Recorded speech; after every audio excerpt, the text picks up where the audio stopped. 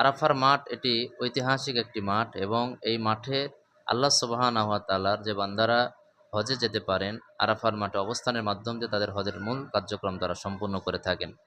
এই আরাফার দিনের অনেক গুরুত্ব, অনেক ফজিলত রয়েছে। রাসূলুল্লাহ সাল্লাল্লাহু আলাইহি সাল্লাম বলছেন যে আরাফার দিন এমন একটি দিন যেদিন আল্লাহ সুবহানাহু ওয়া তাআলা সবচাইতে বেশি মানুষদেরকে জাহান্নাম থেকে মুক্ত করে দেন।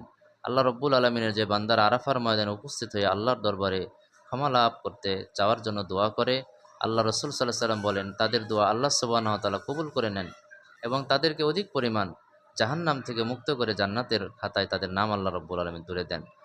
এবং আল্লাহ সুবহানাহু ওয়া তাআলা সেই দিন নিকটবর্তী আসমানে নেমে আসেন এবং ফেরেশতাদের সম্মুখে আল্লাহর বান্দাদের ব্যাপারে আল্লাহ সুবহানাহু ওয়া তাআলা গর্ববোধ করতে থাকেন। আর সেদিন সবচাইতে বেশি অপমানিত, লাঞ্ছিত হয় এবং দুঃখিত হয় হলো শয়তান।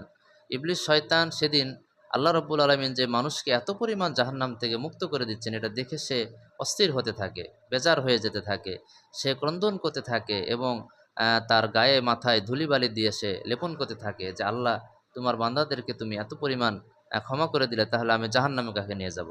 সুতরাং আরাফার দিনের অনেক গুরুত্ব, অনেক ফজিলত। রাসূলুল্লাহ সাল্লাল্লাহু আলাইহি ওয়াসাল্লাম বলেছেন, খৈরুদ দোয়া এ দোয়া ও ইয়াউমে আরাফা।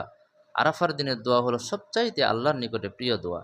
এই জন্য আল্লাহর যে বান্দারা আরাফার ময়দানে উপস্থিত হয়ে আল্লাহর দরবারে দোয়া করে, সেই দোয়াটা আল্লাহ সুবহানাহু ওয়া তাআলা অবশ্যই কবুল করে থাকেন।